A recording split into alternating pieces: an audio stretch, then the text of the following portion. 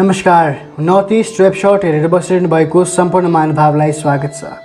North east web short परिवारको तर्फबाट 78औं बलिदान दिवसको सम्पूर्ण महानुभावलाई स्वागत छ। 78औं बलिदान दिवसको कुरा गर्दा हजुरहरु समक्ष एउटा अनुहार, एउटा चित्र अवश्य नै आएको होला। हो, आज हामी कुरा गर्दैछौँ हाम्रो नेपाली गोर्खा समाजको यस्तो व्यक्तित्व जसलाई भुलाएर भुल्न सकिँदैन, जसको बलिदान, जसको योगदान ऋणी सम्पूर्ण भारत देश अनि गोर्खाली जनसमुदाय रहेको छ।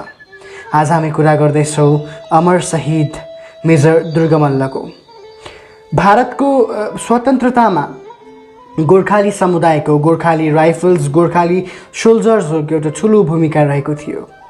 भनिन्छ गोर्खाली जाति एउटा यस्तो जाति हो जो कहिले पनि मर्नसँग डराउँदैन, जो आफ्नो देशको निम्ति, आफ्नो माटोको निम्ति हरेक खुन बगाउन सक्छ भने आफ्नो खुन दिन पनि सक्छ। एउटा यस्तो जाति जसलाई सम्पूर्ण देशले मात्र नभएर सम्पूर्ण विश्वले नै इज्जतको दर्जाले हेर्ने गर्छ। र यस्तो जाति जसलाई शौर्यताको, जसलाई वीरताको प्रतीक पनि धेरै व्यक्तिहरूले मान्ने गर्छन्। शिरमा दुईवटा खुकुरीको चिन्ह भिरेर हिँड्ने गोर्खाली जातिको एउटा एकदमै अभिन्न भाग अमर शहीद दुर्गा मल्लको इतिहास रहेको छ। अमर शहीद दुर्गा मल्ललाई छोटो रूपमा तपाईहरुलाई जनाउनु पर्दा हुन त परिचय दिनु नपर्ने व्यक्तित्व हुनुहुन्छ उहाँ, तर स्वर्गीय दुर्गा मल्लज्यूको छोटो परिचय दिँदा उहाँ एउटा यस्तो व्यक्ति हुनुहुन्छ जसले गोर्खाली समुदायमा रहेको शौर्यतालाई भारतको निम्ति निर्छावर गर्नुभएको थियो। र यस्तो व्यक्तित्व, एउटा यस्तो गोर्खाली व्यक्ति जसले भारतको स्वतन्त्रतामा आफ्नो ज्यान पहिलो नाममा गुमाउनु भएको थियो। हामीले भारतीय स्वतन्त्रता सेनानीहरूको बारेमा थुप्रो पढ्छौँ। हामी कुरा गर्छौँ महात्मा गान्धीको, हामी कुरा गर्छौँ सुभाष चन्द्र बोसको, हामी कुरा गर्छौँ अन्य धेरै व्यक्तित्वहरूको जसले साँच्चै रूपमा भारतलाई आफ्नो बलिदान दिनुभएको छ, आफ्नो ज्यानको आहुति दिनुभएको छ। तर कता कता यस सम्झनाहरूको पाटोमा हामी एउटा व्यक्तित्वलाई धेरैचोटि बिर्सिने गर्छौँ। उहाँ अमर शहीद दुर्गा मल्ल हुनुहुन्छ। गोर्खाली जातिमा भने एउटा यस्तो व्यक्तित्व हुनुहुन्छ जसलाई अहिले पनि वीरताको चिन्हको रूपमा पूजा गरिन्छ। त आज हामी यस बलिदान दिवसमा, यो बलिदान दिवस जुन दिन अमर शहीद दुर्गा मल्ललाई अङ्ग्रेजका आर्मीले फाँसी लगाएका थिए, यो कालो दिनलाई हामी अमर शहीद दिवस अथवा बलिदान दिवस भनेर पनि सम्झिने गर्छौँ। आज यसै बलिदान दिवसको शुभ उपलक्ष्यमा हजुरहरु समक्ष म कुरा गर्न लागिरहेको छु उनी महान व्यक्तित्वको जसको नाममा आजको दिन रहेको छ। आज हामी चर्चा गर्नेछौँ मेजर दुर्गा मल्लको जीवनको बारेमा। 1 जुलाई 1913 मा उत्तराञ्चल राज्यको देहरादुन को डिस्ट्रिक्ट दोइवालामा जन्मिनु भएको दुर्गा मल्ल गङ्गाराम मल्ल र पार्वती देवीको ज्येष्ठ पुत्र हुनुहुन्थ्यो। 4 जना सन्तान मध्येको ज्येष्ठ सन्तान दुर्गा मल्ल सानो छँदादेखि नै सेल्फ रेस्पेक्टिङ, रेस्पेक्टिङ हुनुहुन्थ्यो। लेबोरियस, एकदमै कार्यमा जुट्ने, डेडिकेटेड हुनुहुन्थ्यो। उहाँ सधैँ पनि आफ्नो कार्यको निम्ति भक्तिपूर्वक, आफ्नो कार्यको निम्ति श्रद्धापूर्वक काम गर्नुहुन्थ्यो भने उहाँ एउटा अनेस्ट पर्सन हुनुहुन्थ्यो, एउटा साँचो व्यक्तित्व हुनुहुन्थ्यो। दुर्गा मल्लज्यूको इतिहास भने एउटा राम्रो इतिहास छ। उहाँको परिवारको साथमा उत्तराञ्चलमा रहनुभएको उहाँको परिवारको ब्याकग्राउन्ड भने पहिलादेखि नै मिलिट्री ब्याकग्राउन्ड रहेको थियो। उहाँको परिवारको अग्रजहरू जो पनि हुनुहुन्थ्यो उहाँको दुईटा पेसा रहेको थियो। एउटा एग्रिकल्चर, खेतीपातीको पेसा रहेको थियो भने अर्को पेसा भने मिलिट्रीको पेसा रहेको थियो। उहाँहरू देशको निम्ति उहाँहरू जवान भएर कार्य गरिरहनु भएको थियो। र यो कुरा हो 1913 को। 1913 भन्नाले जब भारत आजाद भएको थिएन, जब भारत तब पनि अङ्ग्रेजको शासनमा शासित थियो। अङ्ग्रेजको शासनमा गोर्खा राइफल्सको नियुक्तिमा रहनुभएको अमर शहीद दुर्गा मल्ल अनि उहाँको अग्रजहरू, उहाँको अग्रज परिवार बन्धुगणहरू। सानो छँदादेखि नै दुर्गा मल्लको व्यक्तित्व भने अन्य सामान्य नानीहरूभन्दा अलिकति बेग्लै थियो। उहाँलाई एकदमै रुचि लाग्थ्यो फुटबल, लाते भकुन्डोसँग, अनि उहाँलाई त्यसको बाहेक पनि लिटरेरी कुरा हुन्छ, जति पनि साहित्यिक कुरा हुन्छ, जति पनि वाक कलासँग सम्बन्धित कुरा हुन्छ अनि जति पनि सामाजिक कार्यहरू हुन्छ त्यो कार्यमा एकदमै संलग्न हुन मन पर्थ्यो। बहुप्रतिभाको धनी दुर्गा मल्ललाई सामाजिक कार्य भनेपछि उहाँको ज्यान मेटेर पनि उहाँले कार्य गर्नुहुन्थ्यो। उहाँको जन्मथलो डोईवाला, उत्तराखण्डको डोईवाला जिल्लामा भने सठिक रूपमा शैक्षिक संस्थानको कमी भएकोले गर्दा उहाँ आफ्नो काका केदार मल्लका यहाँ गएर नालापानी भन्ने जग्गामा गोर्खा मिडल स्कुलमा उहाँ अध्ययनरत हुनुहुन्थ्यो। उहाँ 8 देखि 9 माइल सधैँ हिँड्नु पर्थ्यो आफ्नो शैक्षिक संस्थान जानको निम्ति। त्यो थकित जीवन, जब एउटा सानो नानी मिडल स्कुलमा पढ्ने नानी 8 देखि 9 माइल हिँड्न पर्थ्यो, तब पनि एउटा आश्चर्यजनक कुरा भने दुर्गा मल्ल सधैँ आफ्नो कक्षामा प्रथम आउनुहुन्थ्यो। उहाँ शैक्षिक रूपमा भने पनि एकदमै उत्कृष्ट व्यक्तित्व हुनुहुन्थ्यो। अब हामी कुरा गर्नेछौँ अमर शहीद दुर्गा मल्ल, भनौँ मेजर शहीद दुर्गा मल्ल कसरी उहाँ एउटा फ्रिडम फाइटर बन्नुभयो, एउटा स्वतन्त्रता सेनानी बन्नुभयो। कुनै पनि व्यक्तित्वलाई एउटा पोजिसनमा पुग्नको निम्ति, आफ्नो चाहनालाई अगाडि बढाउनको निम्ति भने प्रेरणा चाहिन्छ र प्रेरणा भने गान्धीयन थ्योरी रहेको थियो। अमर शहीद दुर्गा मल्ललाई गान्धीयन थ्योरीमा रहेका जति पनि व्यक्तिहरू हुनुहुन्थ्यो देहरादुनमा उहाँहरूको व्यक्तित्वले एकदमै पक्रिसकेको थियो। अनि अझ क्विट इन्डिया मुभमेन्टको जब लहर चलेको थियो सम्पूर्ण भारत देशमा, त्यो लहरले भने दुर्गा मल्लको मनमा एउटा अर्कै उमङ्ग ल्याएको थियो, एउटा यस्तो जोस जसले गर्दाखेरि उहाँ एउटा स्वतन्त्रता सेनानी बन्नुभयो। एउटा यस्तो जोस जसले देख्दथ्यो स्वतन्त्र भारत उनै राष्ट्रपिता गान्धीको अगुवाईमा, अनि गान्धीका अगुवाईमा अगाडि बढेर भने उहाँ आज स्वतन्त्रता सेनानीको रूपमा रहनुभयो। त अब हामी कुरा गर्नेछौँ यो बाटोको, जुन बाटोमा उहाँ हिँडेर आज हाम्रो प्रेरणा बन्नुभएको छ, आज सम्पूर्ण गोर्खाली समाजको एउटा प्रतीक बन्नुभएको छ शौर्यता, वीरता र बलिदानको।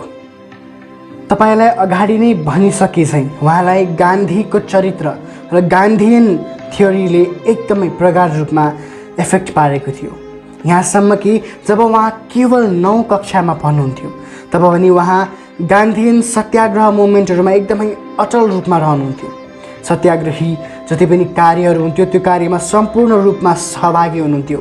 एन्टी ब्रिटिसको विरोधमा रहेका हरेक कार्यमा उहाँको सहभागिता सम्पूर्ण देशले देख्न सक्थ्यो। 9 कक्षामा हुँदा पनि उहाँ गोर्खा बटालियनको एरियामा एन्टर गरेर फ्रिडम स्ट्रगलको जति पनि स्वतन्त्रताको लडाइँको रिलेटेड पोस्टर्सहरू रहेको हुन्थ्यो, कति पनि चित्र रहेको हुन्थ्यो, उहाँको साथी बटुलिएर साथीसँग त्यो चित्र टाल्दै हिँड्नुहुन्थ्यो।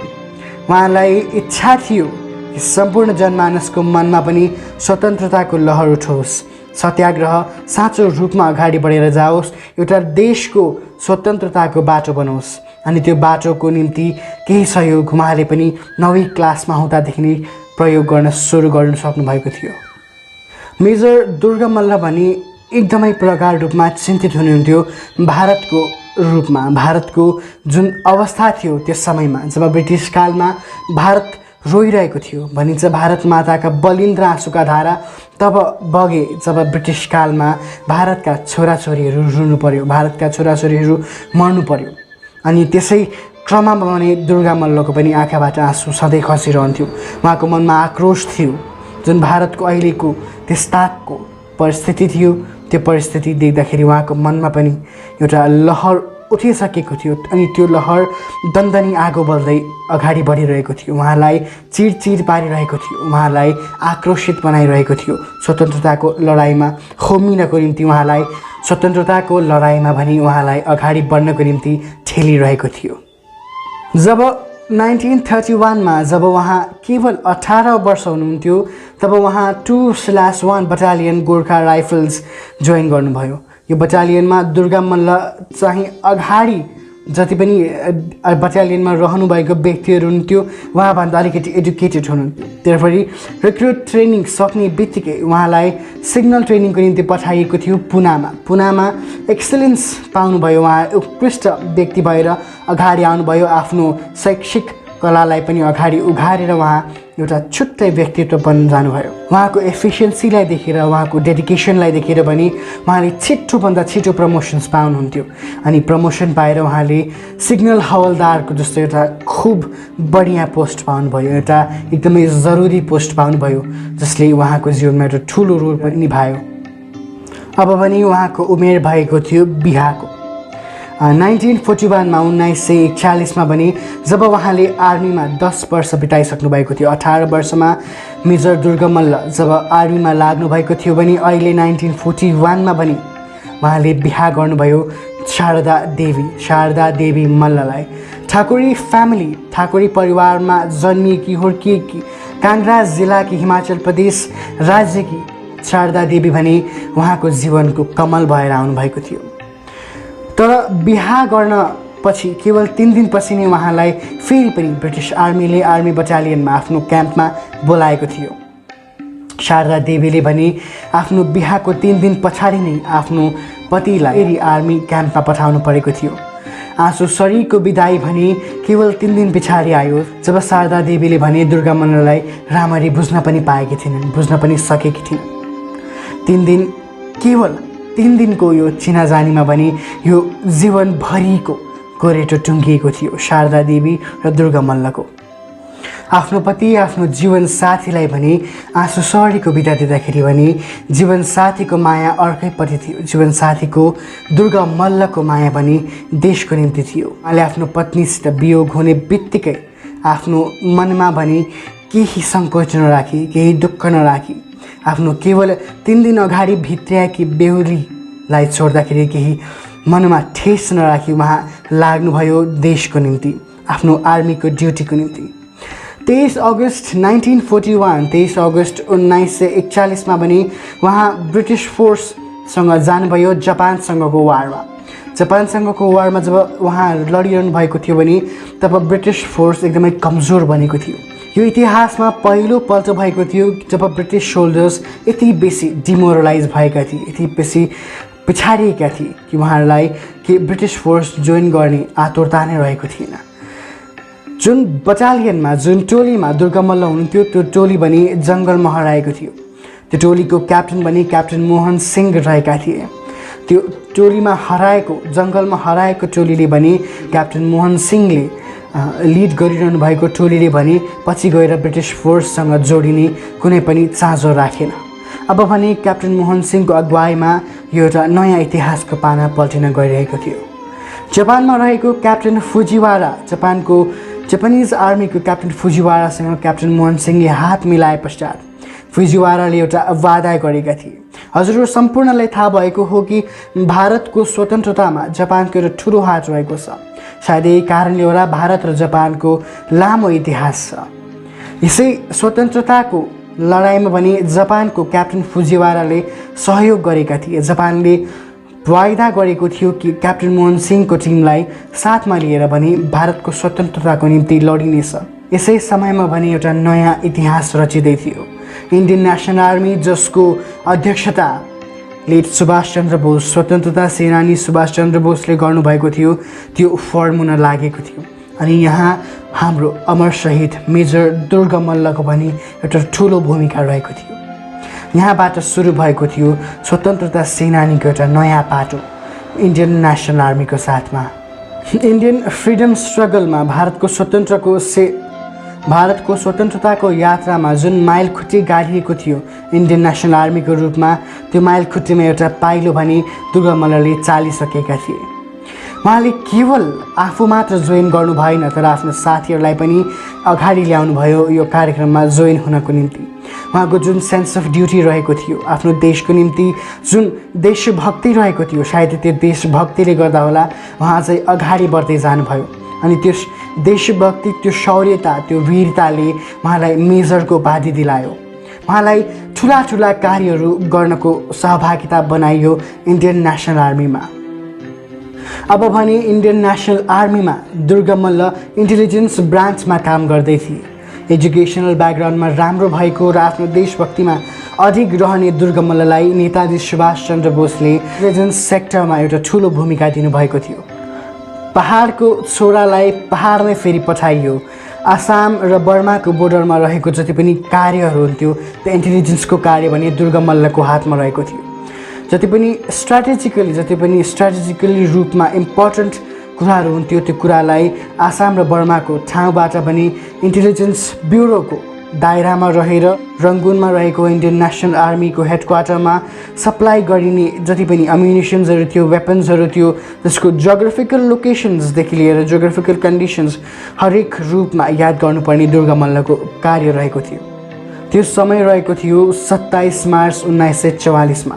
27 मार्च 1944मा दुर्गा मल्ल सधैँझै आफ्नो नृत्य कार्यमा मिसनमा रहेका थिए। इन्फर्मेसन कलेक्ट गर्नु, कति पनि इन्फर्मेसन्सहरू रहेको थियो त्यो कलेक्ट गरेर हेडक्वार्टर्समा पुर्याउनको निम्ति जुन कार्यमा रहेको थिए त्यो कार्यमा रहँदै उहाँलाई विरोधी दलको आर्मीले पनि क्याप्चर गर्यो। अब भने उहाँ एउटा कैदी बनेका थिए आफ्नो विरोधी दलको, आफ्नो एनिमीको। आफ्नो भारतको स्वतन्त्रताको दौडमा संलग्न हुँदाहुँदै उहाँलाई क्याप्चर गरियो 27 मार्च 1994 को दिनमा। अब भने दुश्मनको हातमा परिसकेका स्वतन्त्रता सेनानी दुर्गा मल्ललाई लाल किल्लामा अरेस्ट गरेर राखिएको थियो। उहाँलाई कैद गरेर राखियो लाल किल्लामा अनि त्यहाँबाट उहाँको ट्रायल सुरु भयो। कोर्ट मार्शल अनुसार र केही ब्रिटिसका लज अनुसार उहाँलाई फाँसीको सजाय सुनाइयो। दुर्गा मल्ल जस्तो स्वतन्त्रता सेनानीलाई आफ्नो देश प्रेमको अगाडि फाँसी केही जस्तो लागेन। उहाँलाई ब्रिटिसका अफिसर्सहरूले केही पत्रहरू राखे, केही समय दिए आफ्नो डिसिजनलाई फेरि फेरबदल गर्न। उहाँलाई एउटा चोइस दिएको थियो। उहाँलाई यो फाँसीको दण्डबाट बर्खास्त मुक्त गरिने उहाँकोमा प्रस्ताव राखिएको थियो। तर हामी सबैले जानेको चरित्र हो दुर्गा मल्लको। उहाँ कहिले पनि आफ्नो समय, आफ्नो देश, आफ्नो जुन स्वतन्त्रताको आवाज थियो त्यो आवाजबाट अडिग हट्नु भएन। अनि त्यही अडिगताको साथमा, त्यही डङ्कारको साथमा पनि उहाँले यो जुन चाहिँ प्रस्ताव राखिएको थियो त्यो प्रस्तावलाई नकार्नुभयो। उहाँले हाँसी अँगाल्नुभयो त्यो फाँसीको फन्दालाई आफ्नो देशको निम्ति, देशको स्वतन्त्रताको निम्ति। सम्पूर्ण कोसिसहरू ठप्प भयो ब्रिटिस सरकारबाट, ब्रिटिस आर्मीबाट। अनि अन्त्यमा उहाँको पत्नी शारदा देवीलाई उहाँको अघि ल्याइयो। हामी सबैलाई थाहा भएको कुरा हो कि कसैको फाँसी हुँदैछ भने उहाँको आत्मीयजनलाई अगाडि ल्याइन्छ केही अन्तिम शब्दको निम्ति। यसै अन्तिम शब्दको कुरा सुन्नको निम्ति शारदा देवीलाई अगाडि ल्याइयो। त्यही शारदा देवी जसको सम्बन्ध दुर्गा मल्लसँग केवल 3 दिनको थियो। 3 दिनभित्रको दुलहीलाई, आफ्नो जीवनसाथीलाई जान्न नपाई छुटिएको दुर्गा मल्ल आज फेरि एकपल्ट भेट भएका छन्। तर भेट भने अहिले फाँसीको फन्दाको अगाडि भएको थियो। तर यो फाँसीको फन्दाको अगाडि आफ्नो केवल 3 दिनसँग बिताएको दुलहीको, आफ्नो धर्मपत्नीको, आफ्नो जीवनसाथीको अगाडि पनि उहाँको आँसु खसेन। उहाँका शब्दहरू यस प्रकार थिए: शारदा, म आफ्नो जीवनलाई समर्पित गर्दैछु आफ्नो देशको निम्ति, आफ्नो देशको स्वतन्त्रताको निम्ति। तिमी चिन्ता गर्नु पर्दैन, तिमी फिक्री गर्नु पर्दैन। हजारौँ करोडौँ हिन्दुस्तानीहरू तिम्रो साथ छन्। मेरो मौतको पश्चात, मेरो जीवन हरणको पश्चात सम्पूर्ण हिन्दुस्तान तिम्रो साथ हुनेछ। यही शब्द थियो शारदा देवीको निम्ति अमर शहीद दुर्गा मल्लको।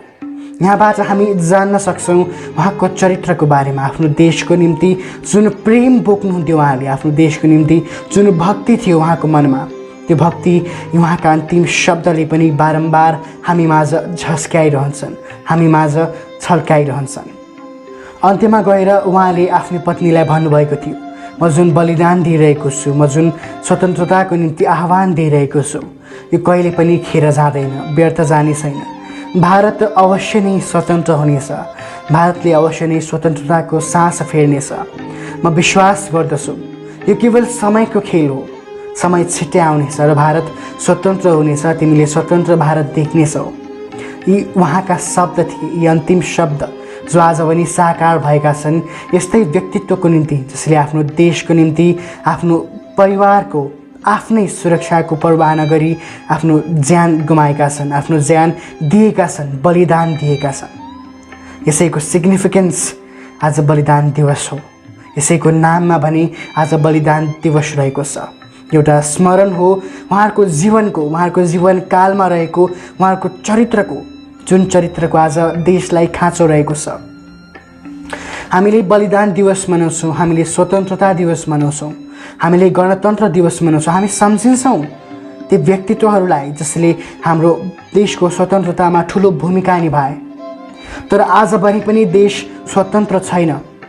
देशलाई ब्रिटिस फौजबाट त आजाद गराइयो, तर देशमा जति पनि पछाडि तान्ने कुराहरू छन् ती पछाडि तान्ने कुराहरूको निम्ति पनि अब हामी स्वतन्त्रता सेनानी बनेर अगाडि आउनुपर्नेछ। भारतको मोटो, भारतको जुन मूल मन्त्र छ त्यो सत्यमेव जयते रहेको छ। तर आज सत्यमेव जयतेको मायना केवल एउटा एम्ब्लेममा, एउटा ब्याजमा रहेको छ।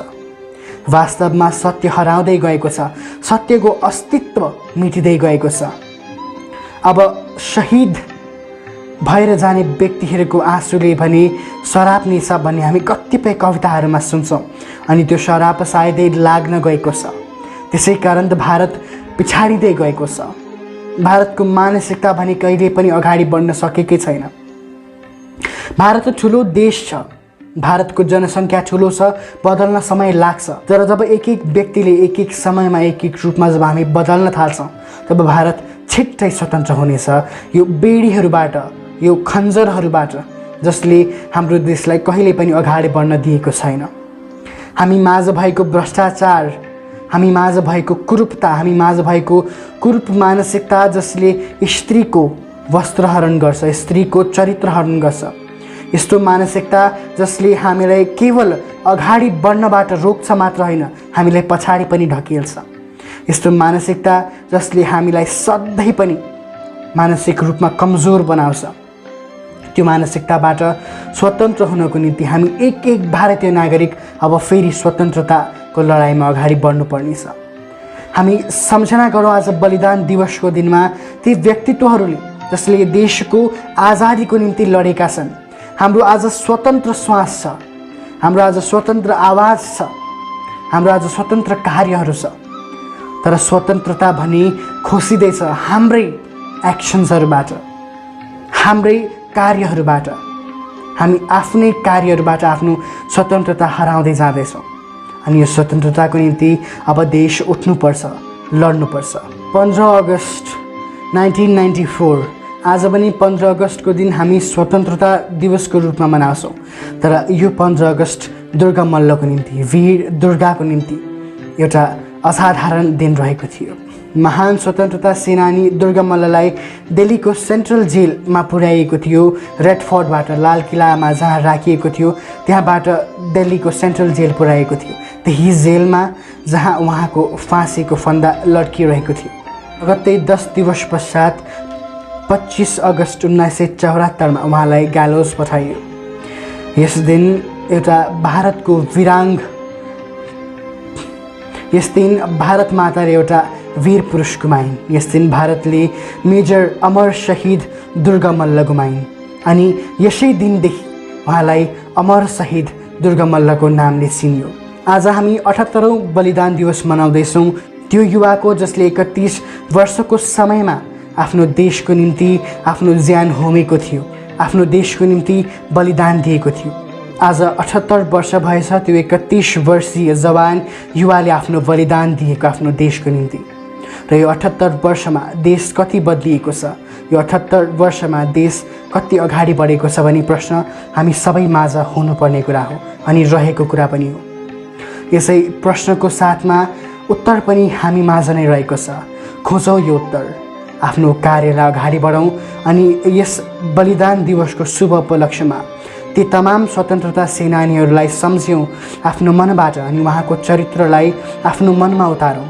उहाँहरूको जस्तो देशभक्ति, उहाँहरूको जस्तो देशप्रेम आफूमाथि जगाऊँ। केवल एक दिनको लागि मात्र होइन, तर सम्पूर्ण 365 दिनको निम्ति नै देशभक्तको रूपमा हामी निस्क्यौँ।